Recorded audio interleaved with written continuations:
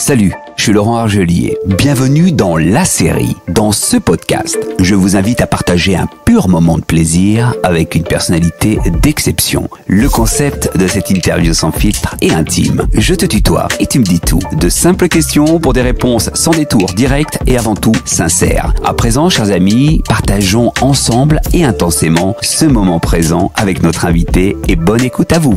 Bienvenue Claude Lelouch dans La Série et merci de nous ouvrir les portes de ton bureau du Club 13, tout près de l'Arc de Triomphe à Paris. Claude, qui es-tu vraiment ? J'aimerais bien le savoir. Mais encore. Non, mais je pense que depuis ma naissance, je change tous les jours. Comme l'âge, comme le temps, comme tout. On évolue. Il est certain que je vis une grande histoire d'amour avec le cinéma et que cette histoire d'amour m'a pris beaucoup de temps, que je m'en lasse pas. Et que, à travers cette histoire d'amour, j'ai donné un sens à ma vie. J'ai très vite compris que, avec le cinéma, je pourrais faire rêver les gens et qu'on ne meurt jamais d'une overdose de rêve. C'est là-dessus que j'ai construit ma vie, c'est-à-dire essayer de faire le moins de mal possible et puis d'être un observateur attentif du monde dans lequel je vis pour essayer de le comprendre, surtout dans une période où il devient fou. Claude, je te propose une expérience. Toi qui es un homme d'image, je te montre un miroir. Que vois-tu dans ce miroir ? Dans ce miroir, je vois surtout Claude Lelouch, avec qui je m'entends très bien, qui est la personne qui est venue à mon secours à chaque fois que j'avais des problèmes. C'est mon meilleur ami. C'est quelqu'un en qui j'ai de plus en plus confiance et voilà. Et puis derrière ce miroir, il y a mes enfants, mes petits-enfants, toutes ces femmes que j'ai eu la chance de prendre dans mes bras, et puis le public, un immense public qui est venu de temps en temps en masse, et de temps en temps a disparu. Voilà. Donc non, je suis très très heureux d'essayer, comme tout le monde, de comprendre le grand mystère de la vie.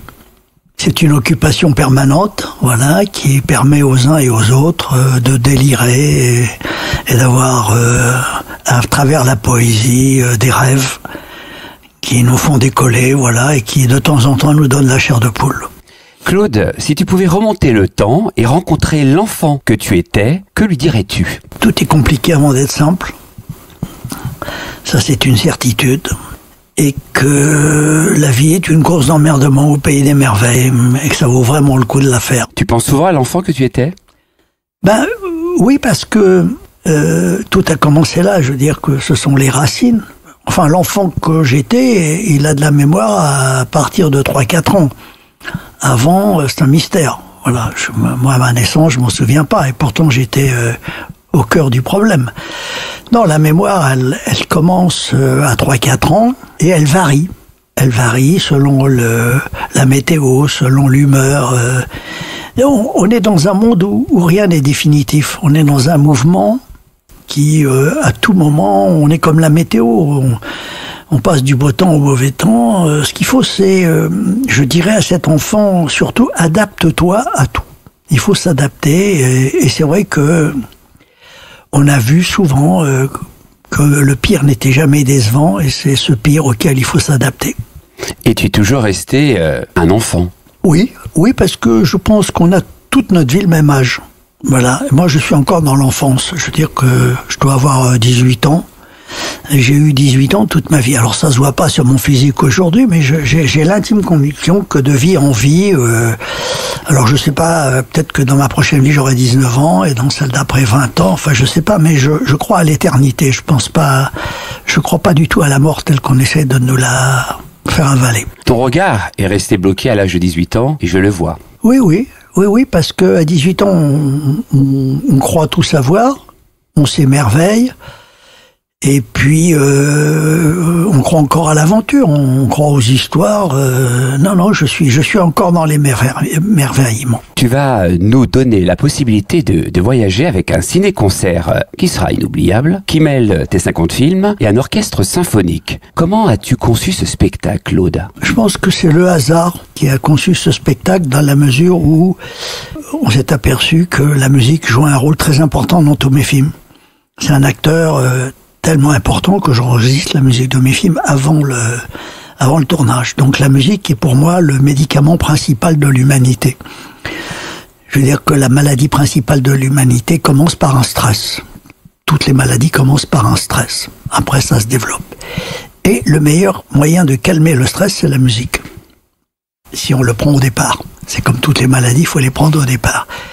Et très vite, je me suis aperçu, depuis ma naissance, que la musique me faisait du bien.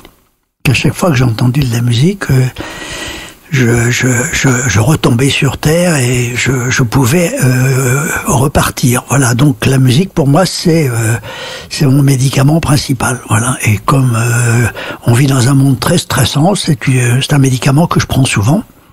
Et pour l'instant, il n'a pas d'effet négatif. Voilà, parce que voilà, donc pour moi c'est le langage du divin. C'est une façon de parler à la terre entière, dans un monde où les gens parlent des langues différentes, mais la musique, on ne sait pas pourquoi, parle à tout le monde. Je viens le 15 novembre à la salle Playel, je m'assois dans un confortable fauteuil et une salle avec une acoustique extraordinaire. Je dois m'attendre à quoi? À rêver. À rêver, comme je le disais tout à l'heure, on ne meurt jamais d'une overdose de rêve. Je pense qu'à partir de ces 50 films, de la musique, des images, les gens dans la salle vont pouvoir revisiter leur histoire. Comme j'ai accompagné mon siècle, je pense qu'il y a des références dans toutes ces images qui permettront à chaque spectateur de faire des flashbacks sur sa propre vie. Alors on imagine Claude Lelouch, spectateur cette fois-ci, de ce ciné-concert. Quelles sont les émotions que tu vas ressentir ou que tu ressens, puisque tu connais bien ce spectacle effectivement? Comme les gens qui seront dans cette salle, je vais rêver. Et je vais mettre ma machine à souvenirs en route. Je veux dire que la musique, elle nous oblige à un moment donné à faire des flashbacks.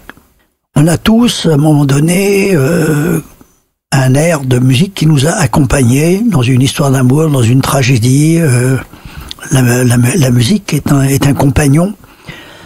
Nous avons des chansons qui nous reviennent comme ça et qui d'un seul coup nous disent « Ah oui, mais tu te rappelles quand j'ai entendu cette musique, ce jour-là, c'était le jour de mon mariage. Ce jour-là, c'est le jour où j'ai divorcé. Ce jour-là, c'est le jour où je me suis engueulé avec un tel. » Donc, si vous voulez, c'est un point de repère extraordinaire pour notre mémoire et je pense que le spectateur Claude Lelouch va revisiter sa vie pendant le concert. Quelle est la musique qui te procure peut-être le plus d'émotions? Évidemment, au-delà de tout ce que nous avons fait avec Francis Lay, Michel Legrand, Claude Bolling, je pense que le boléro de Ravel est la musique des musiques. C'est la plus belle musique de film. Elle n'a pas été conçue pour le cinéma, mais c'est vrai qu'elle peut accompagner n'importe quelle image. Même quand je faisais des films d'amateurs, je mettais le boléro de Ravel et ça marchait. Voilà, donc c'est la musique du cœur. Le rythme du boléro, c'est le rythme de notre cœur et comme c'est lui qui décide de tout à l'arrivée, puisque c'est quand il s'arrête qu'il y a de temps en temps un mot fin. Voilà, donc je pense que le boléro de Ravel est quand même un petit peu au-dessus de tout. Claude Lelouch, le ciné-concert symphonique, c'est une expérience inédite. Pour le vivre, justement, ce ciné-concert, on vous donne rendez-vous à Paris le 15 novembre à la salle Playel. C'est pas très loin de tes bureaux. Hein. C'est juste à côté, effectivement. Je vais y aller à pied. Et également à Lille, au Zénith, et ce sera le 3 décembre. Donc c'est un événement surtout à ne pas rater, alors n'hésitez pas.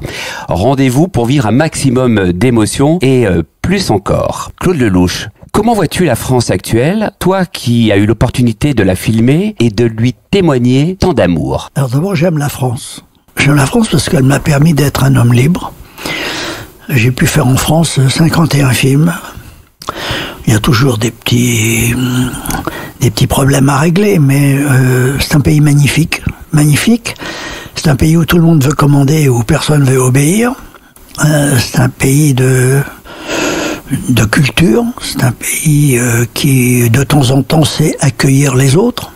J'aime la France, et dans mon dernier film, finalement, je lui rends hommage. Voilà. Donc, quand on aime, il faut accepter les défauts de celui qu'on aime. Je veux dire, on a tous les qualités de nos défauts, et la France a les qualités de ses défauts. Mais je conçois pas, j'ai fait le tour du monde plusieurs fois, j'ai pas trouvé mieux que la France. Et quelles sont les qualités de ses défauts, selon Claude Lelouch, de la France? D'abord, les qualités de la France, c'est qu'il y a tout. La mer, la campagne, la montagne, aussi cette bonne humeur. Il y a l'humour qui est là. Il y a des gens qui disent n'importe quoi, c'est très agréable. Il y a pas mal de connards, mais comme on est tous le connard de quelqu'un, c'est eux qui sont très photogéniques et avec lesquels on fait des films très drôles. Voilà. Non, j'aime ce pays parce que il est plein de contradictions, parce qu'il est comme la météo. Il fait beau, il pleut, il y a du vent. Bon, c'est un pays. Et puis, je pense que le plus beau pays du monde, ça serait de réunir la France, l'Espagne et l'Italie. Pourquoi réunir ces trois pays? Parce que il y a tout. C'est-à-dire dans ces trois pays, il y a ce qu'il y a de plus beau au monde. D'ailleurs, si on regarde une carte du monde, on s'aperçoit qu'ils sont au milieu. Et ces trois pays, avec leur histoire, avec leur langue, avec tout ce qui s'est passé en Italie, en Espagne et en France, il y a toute l'histoire du monde. Il y a toute l'histoire du monde. Il y a la Méditerranée, évidemment, qui est là. Et donc, j'ai beaucoup de chance d'être né, en plus, non seulement en France, mais à Paris. Parce que moi, je suis un vrai parigot. Je suis né dans le 10e arrondissement. J'ai grandi dans une ville comme Paris où il faut savoir se démerder. Voilà. Donc, on peut pas vivre dans une grande ville si on n'a pas si on sait pas se démerder. Claude, y a-t-il une question que tu aimerais que l'on te pose et à laquelle tu n'as jamais eu l'occasion de répondre? Est-ce que tu as une petite idée du grand secret de la vie? Et je vous dirais non. Pas du tout. Même pas une toute petite idée du grand secret de la vie, Claude. Je crois à l'éternité. Je crois qu'on est dans un mouvement perpétuel et qu'on est là pour très très longtemps encore. Claude, je vais te demander de choisir un mot pour définir chacun de ces mots. C'est quoi le bonheur? C'est l'art de pas s'ennuyer. C'est quoi la vie? Le plus grand scénariste du monde et le plus grand dialoguiste du monde. C'est quoi la mort? La plus belle invention de la vie, puisque je crois à l'éternité. C'est quoi Dieu? Eh bien, c'est mon meilleur ami. C'est mon meilleur ami parce que j'ai le sentiment que il m'aime bien et qu'il me protège. Il m'a permis de passer à travers les gouttes. Pour conclure ce moment de partage, je t'invite à adresser un message à nos auditeurs. Qu'aimerais-tu leur dire? Profitez du présent. C'est la seule chose qui vous appartienne. Tout le reste, on en est les gardiens. Le présent a toutes les vertus. Si on veut être heureux, il faut être capable d'apprécier le moment présent. Le présent, c'est du cash. C'est un peu comme l'argent de poche. Et puis, il nous oblige à être dans l'essentiel. Je veux dire, quand on fait l'amour, on se met pas à jouir 3-4 jours plus tard. Quand on mange un yaourt, on le déguste tout de suite. Quand on va dans un bon restaurant, voilà. Donc, et le cinéma filme le présent. Apprenez à aimer le présent et à le déguster. Merci Claude Lelouch. Porte-toi bien et sois intensément heureux. Je le suis. D'ailleurs, je suis un homme heureux. D'ailleurs, regardez-moi bien parce que c'est une espèce en voie de disparition. Vous avez écouté la série de Laurent Argelier. Portez-vous bien et soyez intensément heureux.